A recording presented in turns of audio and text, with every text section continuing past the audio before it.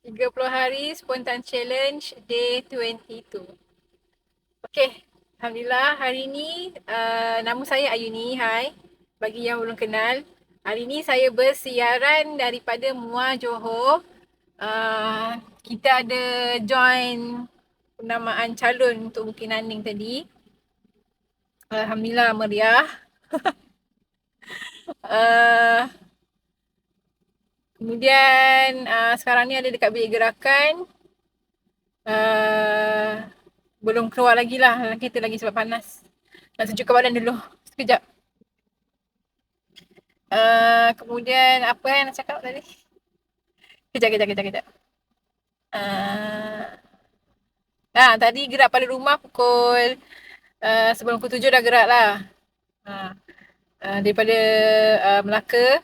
Lepas tu sampai Muar dalam pukul 8. Pukul 8 sampai. Okay, Alhamdulillah. Lepas tu kita makan dulu apa semua.